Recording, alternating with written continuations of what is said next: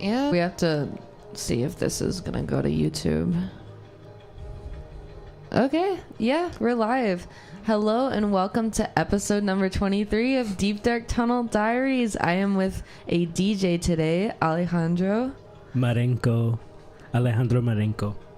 What exactly do you do as an artist other than DJ? I'm a producer, sound designer, nerd, all around nerd, and student. Welcome to episode number... Sorry, we weren't recording. Welcome to episode number 23 of Deep Dark Tunnel Diaries. I am Molly Trammell, your personal, professional tunnel guide tourer. I'm here with Alejandro, who is a DJ. I'm a DJ, producer, sound designer, nerd. What do you mean by nerd? Just like really a fan of anything that has to do with audio, whether it's like digital audio, analog audio, just all of it.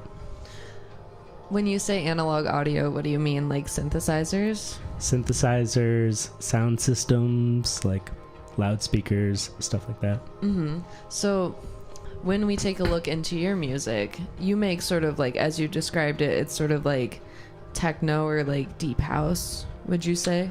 It's like techno, I would say more like broken beat, ambient techno, a little dub influence. What is the process of using this technology of like synthesizers in your music? I have a few instruments at home, or like I have a few synths at home.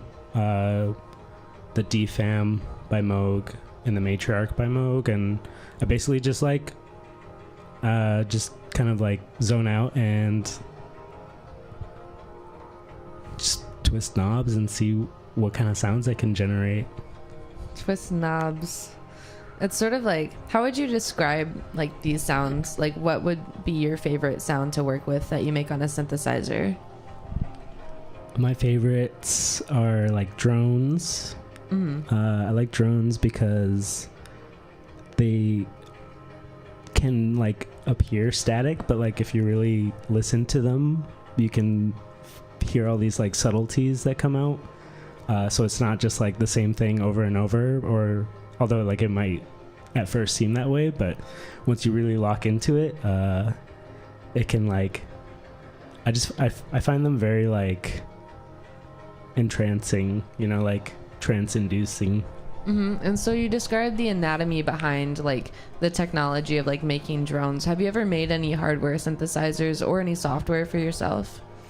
I've messed around with like just simple 555 circuits, like just playing with integrated circuits and like making a little analog oscillator that way. Just something super simple. So just like a very basic oscillator triangle waveform that you can adjust pitch. That's like the only real exploration I've done on the analog side. But on the digital side, I have some experience with Pure Data and Max, building instruments and like effects, just like digital effects. Have you ever used Pure Data? For people who don't know, what exactly is Pure Data? So I feel like people maybe are more familiar with Max MSP because it's integrated with like Ableton now. But Max and Pure Data are both products of Miller Puckett, who is this like absolute genius, kind of like audio effects programmer and like just programmer in general. But yeah, basically it's kind of like a visual programming environment where you're taking like these little modules in a sense, and they could be like very basic like operators or like yeah, just like kind of like logic operators and stuff like that. Like you're basically building instruments out of these little building blocks, and you're kind of like taking you're drawing these lines between them in a very like visual manner. So would you say it's like code, but for like sonic aspects? Yeah, I'd say it's like not. It's like a bit abstracted. So you're not like Super Collider. I would say is more coding, where you're writing these things out. But yeah, it's very similar. Have you ever used this to make music before? For sure, yeah.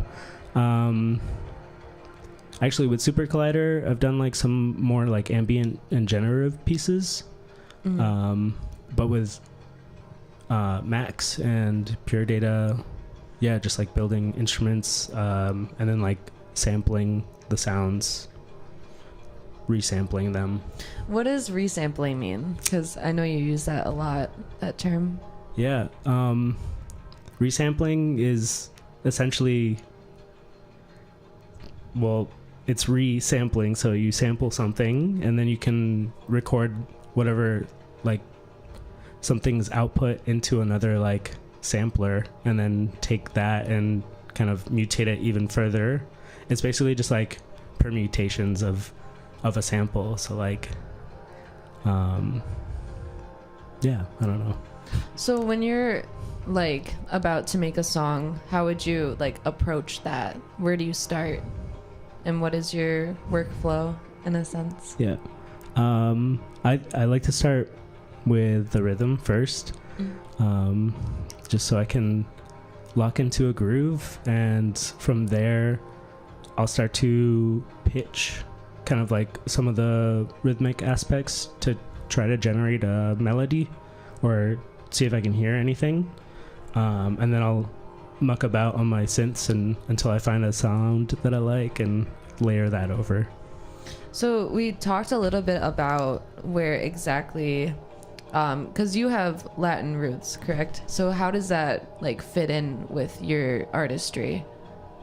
Yeah, a lot of my music is very rhythmic, inspired from like the music that I listened to when I was younger. I grew up listening to like a lot of salsa and merengue, and it's just like a lot of it has a lot of like Afro-Latin rhythms, polyrhythms, and like Euclidean rhythms.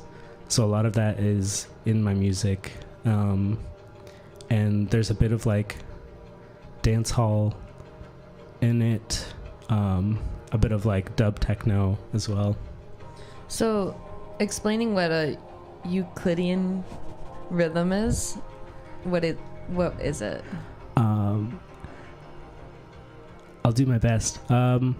It's like equal subdivisions of whatever. Say you're working with a sequence that's like 16 subdivisions, but if you take like however many out, say you drop out to like 9, so you have like 9 divisions in 16, but they're all equally spaced. I guess that's kind of like it's really just like subdividing a count, essentially, like polyrhythms. I don't know. That's some nerd stuff. Yeah, that's really nerdy. I don't know. It's a tough one to like. I don't know. I should really read and like figure out how to explain that better. I want to figure out how to understand that. Yeah. Like, I think that's so cool. Do you ever use that in like your own music? Yeah, I think. So I've been like playing around with Bitwig, which is a DAW or digital audio workstation, and they have like just like Ableton and like all these other DAWs have kind of their own effects. There's one that is like a note repeat, and it has a Euclidean mode. So that's like what I'm saying is like it'll show you this little kind of like star, and you can choose how many repeats are in it, and then like each one is kind of like divided equally apart from each other. So it just like generates these cool like, yeah, it's very like Latin, Afro-Latin, just African rhythm. I love like when people like explain like rhythm. I find that like a fascinating asset in like any techno. So when we talk about like electronic music fusing with like Latin music, how do you describe that community as a whole?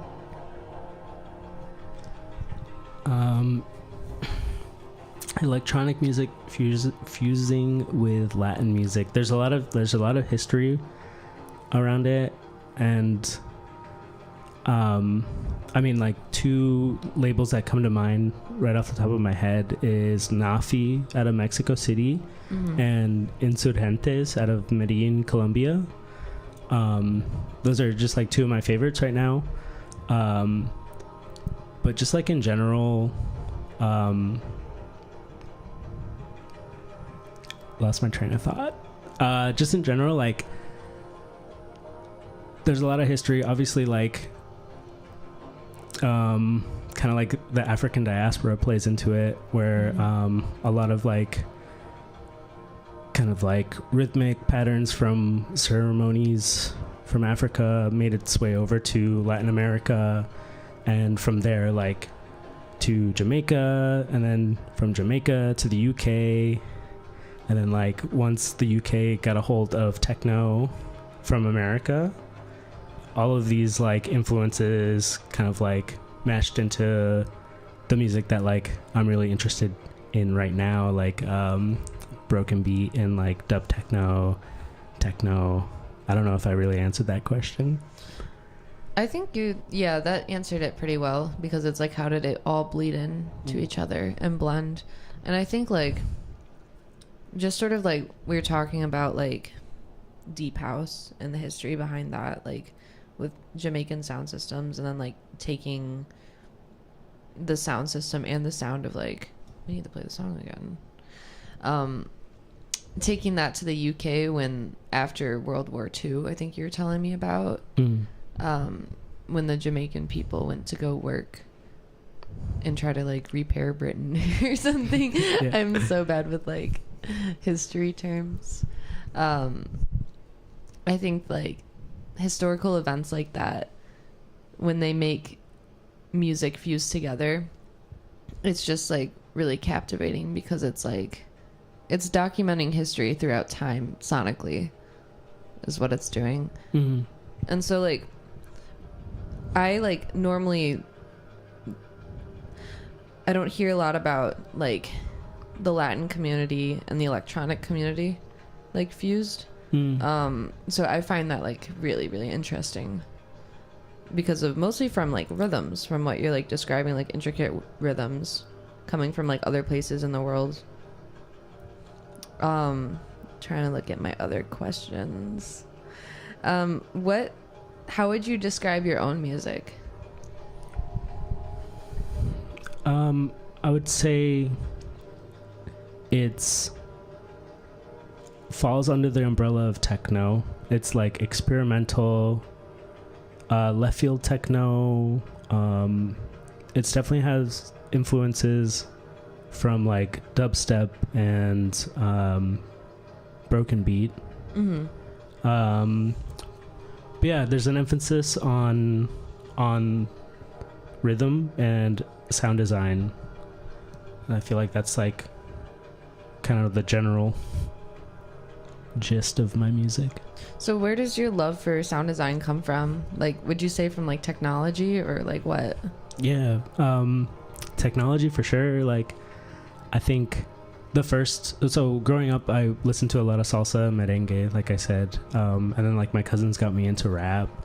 But then like after that I was kind of like looking for music on my own, and I came across this group called The Knife.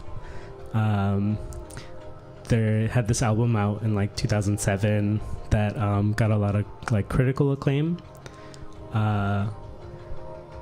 and just hearing that for the first time like opened my world to like new sonic possibilities. Like kind of just like, are you gonna play right now? Is it this one? No, I think it I have it somewhere in here, but what were you saying? So basically, yeah, just like the music that I had been listening to before that moment, like each instrument kind of like occupied a specific band within like the frequency range, and then like this new music that like a synthesizer could like reproduce any sound, and like one sound could take up the entire frequency like the frequency range, the whole spectrum, you know. It was all new, and that's like what kind of like generated the excitement for like figuring out how the sounds were made, and that's how I got into it. When you picture sounds in your head, do you often think of like the frequency component? Yeah, I guess just kind of like out of, you know, having made music for a little bit, and really it's like figuring out how sounds are made. You gotta like know where it sits within a frequency range, and if you're like mixing stuff together, oh yeah, there it is. This was the first song that got you into techno? Yeah, pretty much. So like, how did you find this? Because I feel like it's pretty niche to just find something with like a record like on the art. I don't even know. I'm so bad at describing that, like an LP, a picture, like just like a DJ song. Yeah. I think this one like did get some acclaim. Like it was on, I don't know, it might have been like on Pitchfork or something at the time. And I think it was like one of my friends showed it to me. But I wasn't like digging, you know, in like a record store or anything. How do you find most of your music now? Most of my music now is like listening to other mixes, other DJs, or like actually going to record stores and digging, or Bandcamp. So you came to Chicago for school. Mm-hmm. Have you like dabbled in the scene around here? Like, how would you describe the Chicago scene for like electronic music? I think Chicago is a great scene for electronic music. Obviously, it's like the birthplace of house. Mm-hmm. But I don't really. When I go out, I generally go to like techno nights, and it's like a really well knit community. It doesn't feel insular, you know, like anyone can be a part of it, and like everyone's pretty open.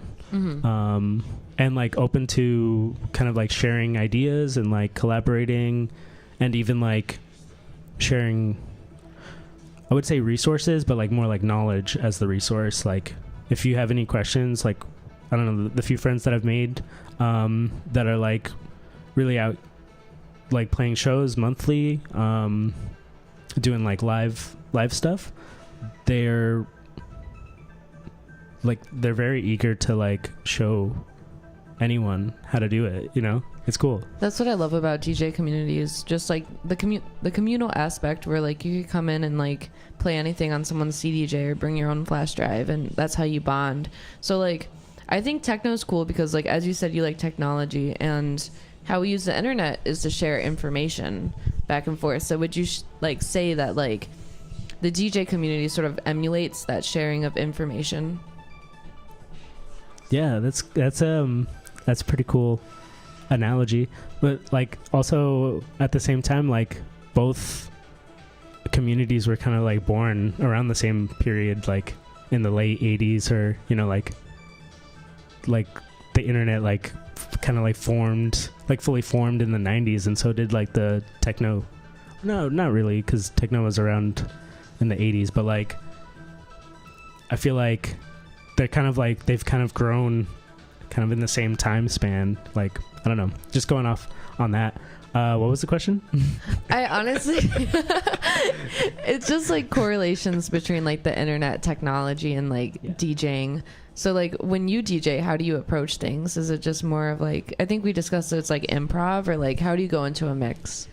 Yeah, I don't really like plan kind of like transitions or anything. I just put a bunch of songs into a folder. Like I'll be kind of researching, digging, and whatever music I happen to come across in that month, I'll just put into a folder, and then we'll do like a mix or play a friend's party. But yeah, nothing's really planned out. I just kind of like go by BPM and vibe basically. So like if a song is going, I'll look ahead and like see what else is around that same like tempo, and decide whether I want to like, you know, continue with the same energy, bring the energy up, bring it down. And it's kind of just like, I don't know, I'm dancing too when I DJ. So like I'm feeling my own body, and like I'm looking out to see like how everyone else is doing. So, you know, if I see that people are like, you know, getting tired or like they're not dancing enough, I'll switch it up like accordingly, you know? Yeah. Something that I do want to try that like I haven't had the opportunity to do this live is like, can you analyze your own song and just sort of tell me like, just like when you hear things, can you tell me how you made the song, or like what, like comments? Like the sound design behind it, or or just like the story behind it, or the just story. Like, okay. Do like a Genius thing, but we don't have lyrics, so it's just with beeps and boops. Okay. This is Eclipse. Yeah, this is so I like recently changed my name to Alejandro Marenko. It used to be Dweeb on the Beat. Yeah, Dweeb on the Beat. So this is a Dweeb on the Beat original. It's called Eclipse. The name is, I think I started working on this one during a lunar eclipse. Whoa. And like, yeah, it was pretty cool. I remember going out and seeing like the moon was like super red. And then I think I was working on the track at the same time. What? Like I didn't watch it the entire time, but like I would go out periodically to like check it out. Did you have the glasses? No, because it was a lunar eclipse. The solar eclipse is the one that you can't like look directly for at. The solar eclipse, I looked at it with a Ritz cracker. What? Like through a Ritz cracker? I didn't have glasses. I think I might have damaged my vision. Oh my god, that's funny. I mean, yeah, whatever works, I guess. I was so They do upset. have little holes, right? The Ritz, yeah, you can kind of see through it. Yeah. But yeah, I started that one during some lunar eclipse. I think for this one, I started off with the melody, which is like totally the opposite of how I normally start off. Like, bow, bow, bow. Yeah. And that's still kind of like going off of like some sort of like Afro-Latin rhythm, you know, like a lot of it is rhythmic. But yeah, sound design wise, I think I just took, it might have been just something simple like a triangle and a square wave with a really sharp like percussive envelope. You know, I don't know how deep you want to go in this you can go genius. As deep in the tunnel as you want to go. I think one of my favorite sounds in it is like there's a little cricket. And I kind of consider it like my ode to Chicago cicadas in the summer, or like the Midwest. I love cicada bugs. Oh, there it is. That's so cute. Yeah, there's a lot of like, I don't know, I think there's like a bit of like flanging happening on some of the hi-hat sounds that just like kind of sounds like cicadas buzzing in the summer. Yeah. I love how like sound design people describe sounds, because like it's through like visuals, but it's sonic aesthetic. Yeah. Yeah. I had a friend that was like slightly like a synesthete, you know, like when he would hear sound he would see color. Like, and I don't know if I could consider myself a synesthete too, but like sometimes when I close my eyes I can get like, I don't know, I can imagine like different colors. But what color is this song? Not happening right now. I think it's like teal. Yeah, I don't know. I think I gotta be on some sort of substance though for that. What is that screamy noise? That I can't remember, but that might legit be like some screaming, you know? Yeah. Some screaming. Do you do field recordings and get your own sounds? Yeah, I have one of those Zoom recorders, you know? And I did over the summer Grab Some Cicadas. What? They're not in this track. I remember also recording some skateboard sounds. And I like towards the end of the summer got a tripod. Grab some cicadas. No, like I meant like grab as in like. Oh, I thought record. you like took your hand and held one. I'm like, ew. Yeah. You ever see them? They're like dead. And you're like, that is a big bug. Yeah. Wait.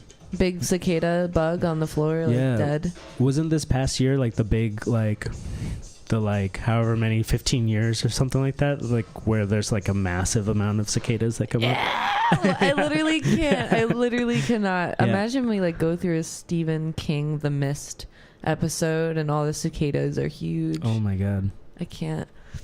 Do we want to do another one? What's the next one? I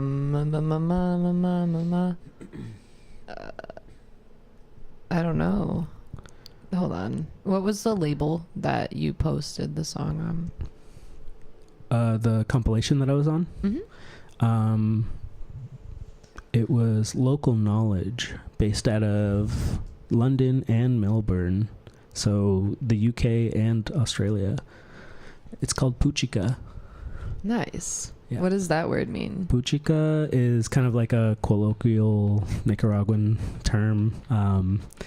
It's kind of like takes the place of puta, which is a swear. So like growing up. Should I beep this out? Yeah, beep that. I don't know. How many of your listeners are fluent Spanish speakers? I don't know. Comment below if you just got cursed at. I apologize. But yeah, it's just like it is like a, I don't know, a cuter way of saying it. Oh. Where it doesn't like mean, it doesn't mean anything, but is it like profanity? It's taking the place of it. It's like saying heck instead of hell, you know? Oh, Yeah. okay. So it's like a cutesy way. Yeah. And you were born in Nicaragua, right? Yeah, I was born in Managua, Nicaragua, which is like the capital. And you don't have any memories? No, well, we moved here when I was 5, and basically that's when my memory starts, I guess. Or like maybe a little before, but we've been back a couple times, or a number of times. That's in the Caribbean, sort of? It's, yeah, like Central America. So like you have the Pacific on one side to the west, and then the Caribbean to the east. What's it like there? It's really hot. It's really humid. It's hot and humid. But it's also really nice because like I feel like life is like rendered like a slower pace, you know, just because of the heat. Like everything's a little bit slower. Everyone's a little more relaxed. Food there is amazing. Really? Yeah. What's your favorite thing to eat there? It's just like all the fresh fruit that you can't get here. Like there's like all sorts of like different types of fruits. But the cuisine is very much like Mesoamerican, so like rice and beans, tortillas, a lot of meat. I like rice and beans. Yeah. David says the sound sounds good. Thank you, David. Oh, hell yeah. We're on Ascend Network streaming right now. Shout out Ascend. What was your one song? Platano Bounce? Platano Bounce, yeah. Platano. I am so horrible with that. That's about your bananas. Yeah. your Oh, but this song's really interesting because like, how did you do the riser? Like this crazy riser. One of my go-to tricks in Ableton is using sampler, and in sampler you can adjust like the pitch envelope of whatever you put in, so that you can draw in like whatever envelope you want. So basically, I think that riser like was, I don't remember the sample at this point, but you just start with the pitch envelope all the way down, and you just bring it up to wherever you want to go. And that's kind of like what a riser is anyway. It just like rises, you know? Just a frequency sweep. Yeah. This song is very interesting. Yeah. What is the general vibe? What kind of vibe are you going through when you made this? yeah, this one, it's fitting that it like kind of was released on a UK label, because at the time I was listening to a lot of UK music, specifically artists out of like Bristol, labels like Livity Sound and Control Freak. Oh yeah. You know Control Freak? Yeah. Yeah, so like that stuff. And yeah, just wanting to like kind of add to that sort of body of work. Mm-hmm. Like rhythmic. Really it's just like all rhythms for me. Like I think I got to a certain point where I realized that you could do whatever with sound design. You can be as wonky or whatever, but like as long as the rhythm is tight, then the song's gonna be good, I think. Yeah. Well, I think let's premiere. Let's see if I could say this. Plantano bounce. Yeah. I did it. Platano bounce. Yeah. And that means banana or Yeah. Plantain, banana. plantain. Yeah. It's funny. Been having a lot of like banana related, like for my programming midterm. My programming midterm, I made a banana manor game where like you're stuck in this banana manor. It's all bananas. What? Yeah. Wait, so like it's like an escape room type of thing. does the mansion or the manor, like, is it in the shape of a banana? No, but like you have to like get bananas to feed this monkey to get out. Oh, so it's like a rich monkey. Yeah. He's actually the groundskeeper. So he's, I don't know, he's not that rich, but What's his name? his name was Pepper. Okay, so Pepper is like pissed, and he's trapping a bunch of people. Pepper's hangry. Yeah, he's. Oh my god, that's so funny. Yeah. I want to play that so bad. Well, this is Plantano Bounce by Dweeb on the Beat, FKA, and now Alejandro Marenko. Oh Should my I god. play it? Yes. All right. Do I go into your mix? Yeah. Thank you so much for crawling down into the deep dark tunnel with us today. Thank you for having me. I got the mic so sweaty. It's okay. It happens.